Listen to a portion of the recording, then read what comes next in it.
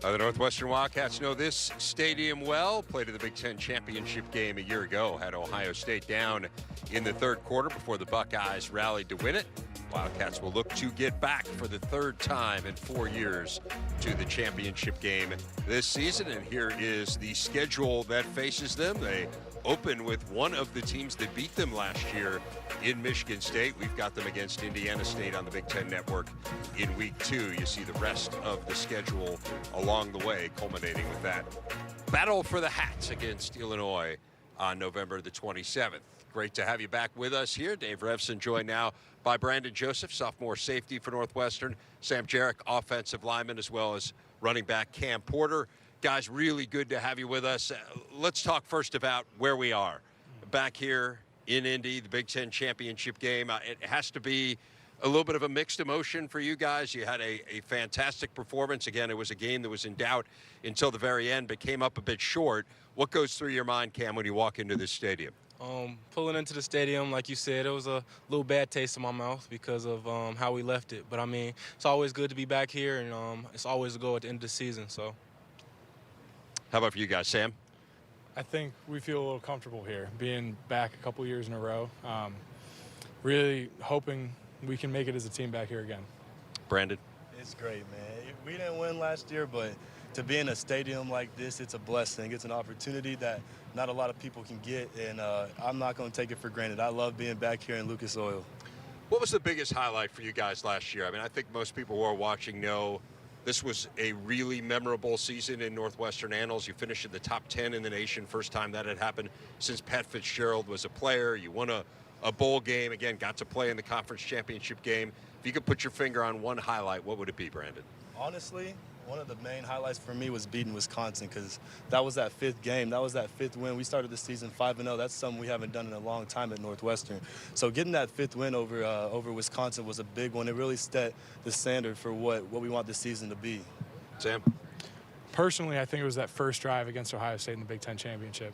Felt like we belonged after that and understood that we could match them talent-wise.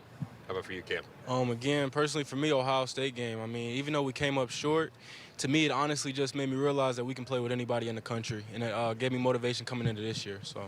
Okay, and then you head into this year, and yes, you've won the Division II of the last 3 years, and yet you look at the prognostications. There's kind of this unofficial Big Ten media poll you guys might know about from Cleveland.com. They picked you third, which is about the highest I think I've seen you guys picked in preseason polls. I've seen some fourth, I've seen some fifth in the division. How much does that motivate you guys, Cam? We honestly know what we're getting into every single year. They always count us out. I mean, but we always prove them wrong in the end. So that's kind of our mindset coming in each year. I mean, we understand that we're going to be doubted year in and year out, but we just got to prove them wrong. Sam? At the end of the day, the media rankings don't matter. What matters is how we end the season and what we put on the field. Echoing both of them, it's nothing new to us. We go to Northwestern, we get a low preseason ranking, and we put it behind us and we go play our game. We know Northwestern football, we know what we can do, and that's what we go out and do. Okay, now it is fair to point out, I think that part of the reason for that choice is you guys lost a lot. By some measures, you lost the most production of any team in the country. And so they're going to have to be some new names that emerge, as the two of you on the end certainly did last year. So Cam and Sam, I'll start with you guys, and maybe you can go, skill position guys and linemen, but who might emerge on the offensive end and become a big-time player this year? A big room, in my opinion, that's going to stand out this year is the wide receiver room. We got a lot of guys, younger guys that are going to step up this year. Got a couple transfers. I feel like that's going to be a big room, and it's going to be a big improvement in our offense. Sam? Offensive line room is incredibly deep this year. We're going to have so much competition for the returning jobs, and I'm really looking forward to seeing what guys can do in camp. Brandon, how about on defense? On defense, I would like to say one position has a little edge over the other, but I think that our D-line returning, we have some great young stars that haven't even been seen yet. Linebackers, same thing. And then DBs, we got to see a little bit of Cam Mitchell at the end of last year and A.J. Hampton throughout the season. And so us three back there, along with whoever we put in as a fourth safety, I think we're going to have a strong chance on defense this year. And again, you kind of came out of nowhere, I think, in a lot of people's eyes. I mean, certainly people in Evanston knew how talented you were, but you ended up having a fabulous year last year. You ended up being a consensus All-American, preseason Big Ten Defensive Player of the Year in that same Cleveland.com poll. When you think of where you were a year ago And where you are right now, what goes through your mind? Man, I got God on my side. It's been a blessing. It's been a crazy experience going through all of this, and like I said, I lean on God through all of it. It's a learning process too. I went out there not knowing what to expect last year. Didn't know what it was like to play in Big Ten games. I redshirted my first year, played in 4 games. So to go out there and really trust in Coach Hank's plan that he had for me, and to go out there and perform at the level I did, that's a tribute to my coaches. That's a tribute to my teammates on the field. It wasn't just me last year. I think we lost about 5 guys that are working to be on an NFL team or on an NFL team right now. And playing alongside of them, I learned so much, and it's allowed me to excel the way I have. We just saw a replay of several of your best plays from last year, including the interception here in this building against Ohio State. Honestly, how many times have you watched that? I couldn't tell you, man. I've watched it too many times for probably my own good. That catch was something that on my wrist, it said all for God. It's something that you don't see every day.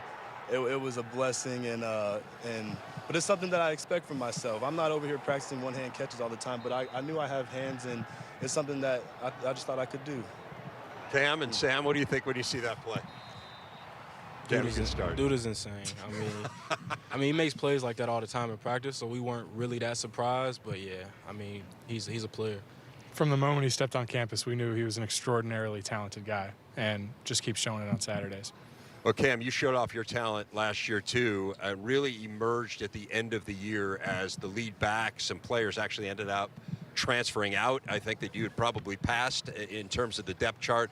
So how does it change your perspective this year coming in as kind of the clear-cut lead dog at running back? It's definitely changed my mindset a little bit. I mean, I definitely have to focus up more, have to come to practice prepared each and every single day. But, I mean, I'm okay with that. I'm accepting of my role. I'm blessed to be in this position, and I just want to make the most out of the situation. So, Sam, the offensive line has kind of steadily improved under Coach Anderson. What do you think of the progress that you have made in the spring this year and where this group can go this year? I think with a new defensive coordinator and Coach O'Neill, a lot was thrown at us as an offensive line, a lot of different looks, and I think our offensive line handled it well. We have a couple new guys that will be stepping into positions, and I think they've handled that transition well. You mentioned Coach O'Neill, of course, taking over from Mike Hankwitz, who was just a fantastic defensive coordinator, really one of the best in the country. First of all, what did you learn from Mike Hankwitz that you think you can carry forward? I'm interested in that, and then I want to ask you another question about the defense as well. I would say the main takeaway I learned from Coach Hank was how to play in a schematical defense. Like, Coach Hank is making us, we got complex calls. Like, the things that we do with Coach Hank's system, it's not easy. And it showed last year with the success we had and the fact that we were able to play the schematics and for it to turn out the way it did. The interceptions we created, the turnovers.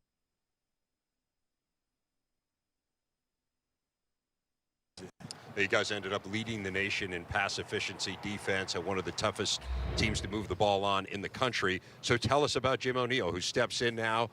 Sam was mentioning some of the changes, the tweaks in the system. What's it going to look like? Yes, sir. Coach O'Neill, he's bringing in an NFL perspective that I don't think that we've had. It's been something that I've already started to learn from, something that I've already started to develop myself. He's coming in and bringing in techniques that you don't really see at the college level. It's a next level thing, and I think Coach O'Neill will be nothing but great. He's going to teach us things that we never even knew. So I think Coach O'Neill is going to be a great addition to this defense. Sam and Cam, everyone wants to know about the quarterback position. In fact, when we asked Pat Fitzgerald when he was up here and we said, well, what are the variables? What needs to happen to get back here?